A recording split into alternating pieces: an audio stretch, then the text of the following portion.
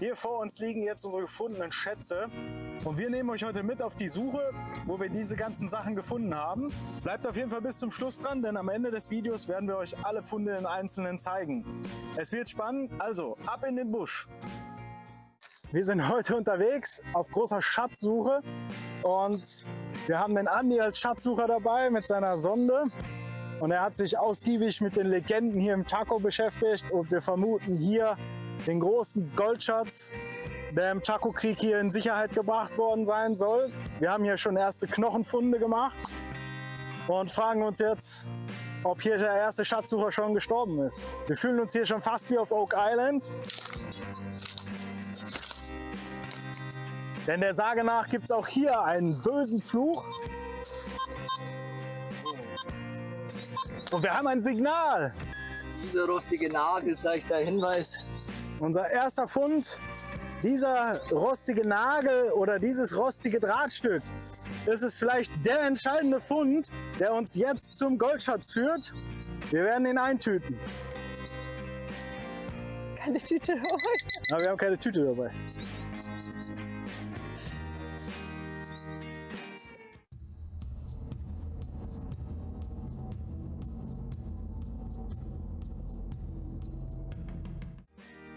Kam hier ein Schatzsucher ums Leben oder wurde Kannibalismus praktiziert? Vielleicht war es aber auch nur ein etwas zu groß geratenes Eichhörnchen. Wir haben eine Patronenhülse gefunden, höchstwahrscheinlich Kaliber 22. Wurde eventuell der Schatzsucher mit dieser Patrone erschossen? Auf jeden Fall könnte das der entscheidende Hinweis sein, dass wir diesen Goldschatz heben werden. Auf dem Weg haben wir jetzt diese antike Bierdose gefunden.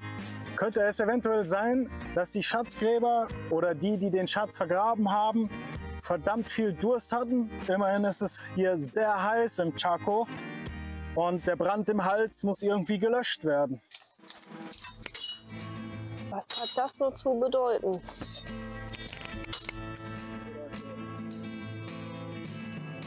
Und wieder haben sie ein Signal gefunden. Diesmal ein vielversprechendes. Das könnte der entscheidende Hinweis sein.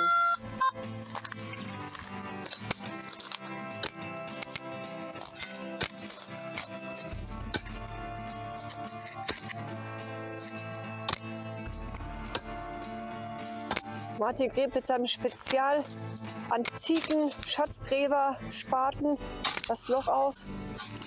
Jetzt gucken, wo der Schatz ist.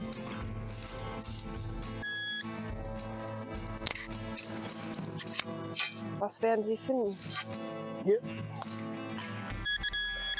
Was ist es? Es ist ein antiker Dosenöffner, quasi die alten Cola-Dosenverschlüsse. Das zeigt uns, dass wir auf der richtigen Spur sind, denn wie gesagt, die Schatzgräber hatten Durst. Die Schatzgräber hatten tonnenweise Gold zu schleppen, den sie hier vergraben haben. Und wir werden diesen Schatz heben.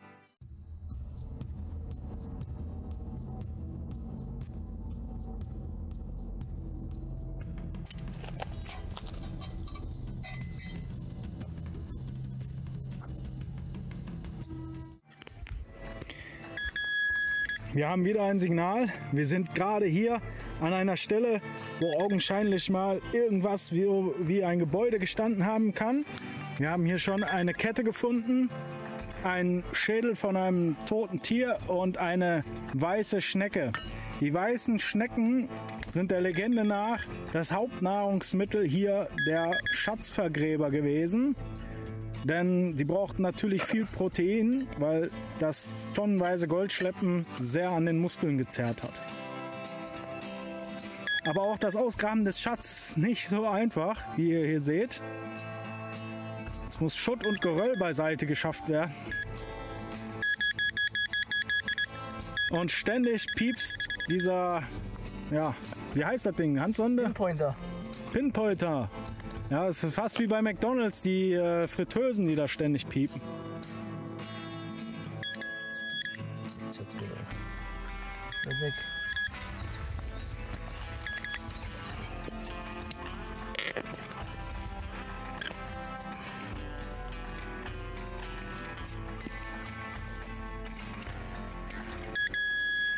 Wir kommen der Sache immer näher. Das kann eine Granate sein. Ein großes Metallteil. Es ist auf jeden Fall alt. Die Frage ist, wird es eine Granate sein? Da ist es.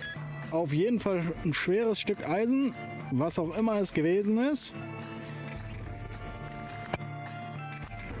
Falls ihr eine Vermutung habt, schreibt es gerne mal in die Kommentare.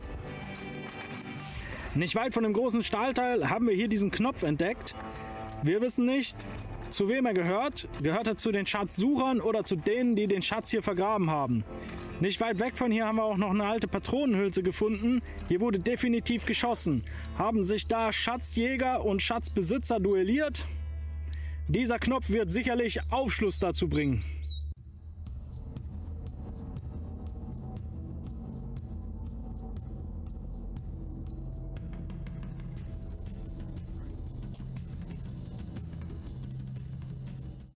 Da haben wir ein Kettenglied gefunden. Hier ist ein weiteres Kettenglied und wir haben vorhin auch noch ein ganzes Stück von der Kette gefunden. Jetzt ist natürlich die ganz glasklare Frage: Haben die Leute, die den Schatz vergraben, diese Kette benutzt, um das Gold zu transportieren? Tödliche Gefahren lauern hier im Chaco-Busch, wie dieses Spinnennetz mit einer sicherlich hochgiftigen Spinne, die eventuell von den Schatzversteckern hier positioniert wurde, um Schatzräuber in die sichere Falle zu locken. Ich werde hier unserem Andi gut drum herum lotsen. Und den Weg frei machen. Die beiden kämpfen sich durch die Tiefen des Chaco-Busches. Ganz da hinten sieht man noch Martin mit der Machete. Ob es was bringt? Hier noch der vorhin erwähnte Kopf, den wir da gefunden haben hier im Busch. Ein Schädel von einem toten Tier. Jetzt kommen wir noch mal dran vorbei. Jetzt kann ich euch den auch noch mal zeigen. Das war sicherlich ein abgerichtetes, aggressives Raubtier, das potenzielle Schatzsucher in die Flucht jagen sollte.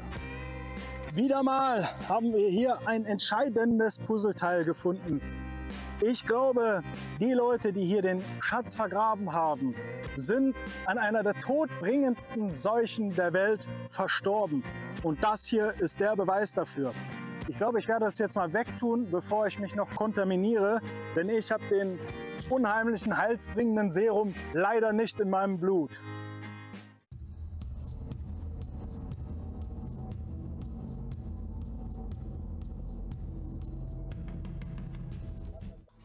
Kaum haben sie die Verstärkung oder den Verstärkungssensor angepackt, aufgemacht, schon hat Martin ein Signal.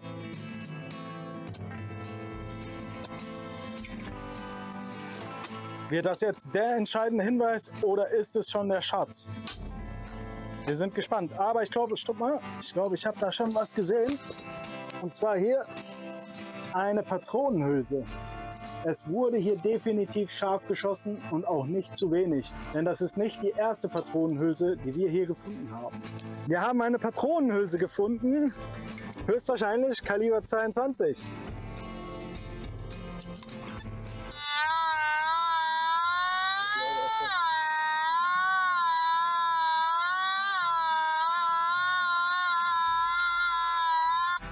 Wir haben ein schwaches Signal hier an dieser Stelle. Wir haben hier schon verdächtige Stacheldrahtabsperrungen gefunden. Jetzt ist die Frage, ist es ein abgebrochenes Stück Stachel dieses Drahtes oder befindet sich hier der Goldschatz und der Stacheldraht ist nur dessen Sicherung?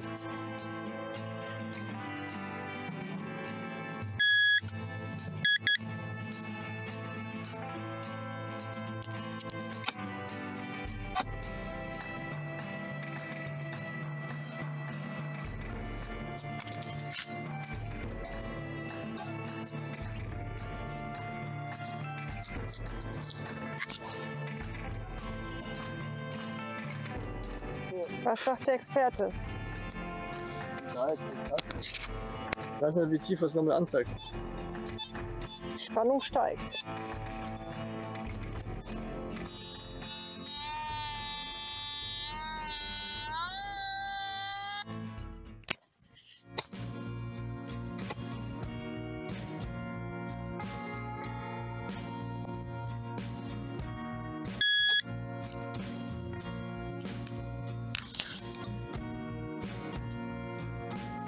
Warte mal. Wir haben ein Signal mit dem Pinpointer. Wir nähern uns dem Schatz.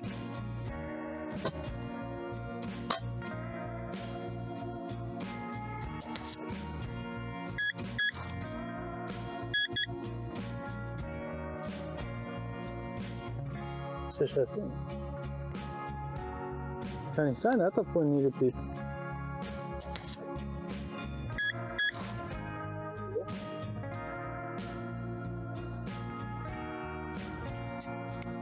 Der Schatz ist verschwunden. Das ist das Mysterium hier im Chaco-Busch. Der Schatz scheint doch von einem Fluch belegt zu sein. Er ist doch nicht weg, oder? Es scheint doch nicht der verlorene Schatz zu sein. Hat der Fluch doch nicht zugeschlagen? Trägt der Andi einfach nur einen Goldring? Es ist eine Münze! Wow! Das ist der entscheidende Hinweis. Wow! Gary Dragon würde sagen, this is very old. Das ist gleich 100 Koranis. Coinpads, das wir. Link dazu in der Videobeschreibung.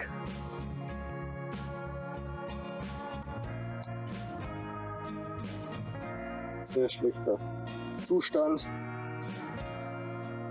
Waren es die Römer? Waren es die Templer?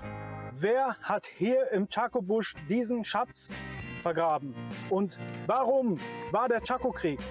War es der Schatz, der zu diesem Krieg geführt hat? Wollten die Bolivianer an diesen sagenhaften Goldschatz der Inkas, der Templer, der Römer oder wer auch immer ihn vergraben hat?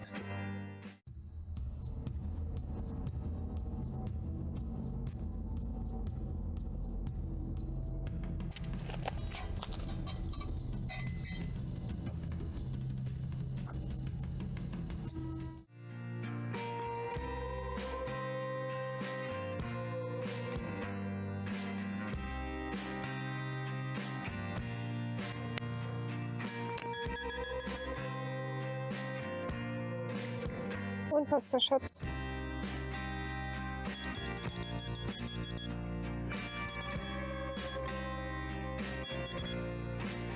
Ein rostiges Stück Postdraht.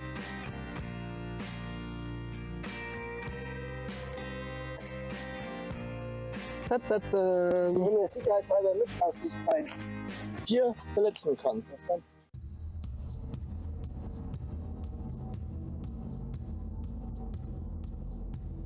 Das nächste vielversprechende Signal haben wir genau hier an dieser Stelle. Und wir sind mal gespannt, was wir hier finden werden. Haben wir es schon rausgeholt? Anscheinend nicht. Hier haben wir ein Signal. Das gute Stück ist noch im Boden.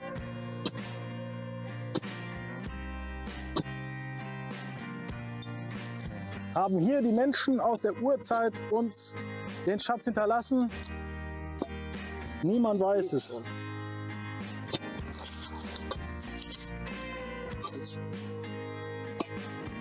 Oder ist es nur eine stählerne Wurzel? Bis jetzt sehe ich nur Wurzeln. Ah! Wir kommen dem Schatz immer näher. Das ist genau das richtige Zeichen. Ich habe es vorhin schon mal erklärt.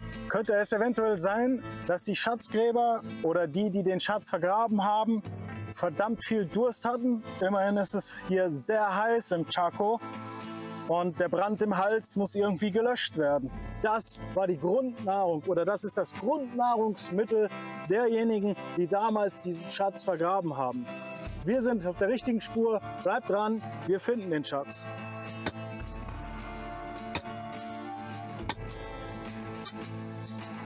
schönes 30er Signal.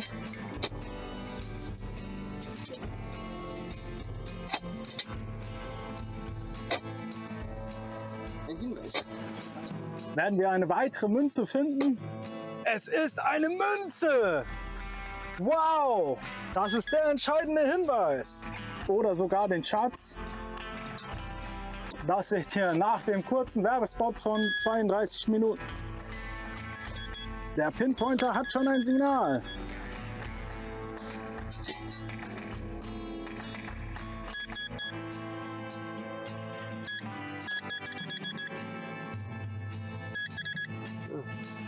Ist es ein weiteres Projektil? Es sieht ganz so aus. Die Jungs hier im Graben scheinen unter Beschuss gewesen zu sein.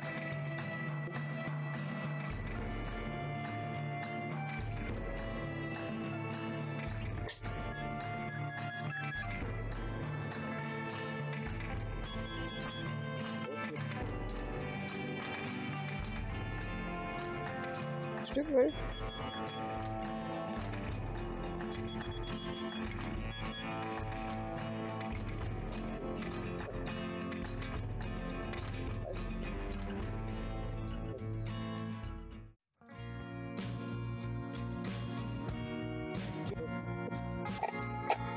Ein weiteres Projektil?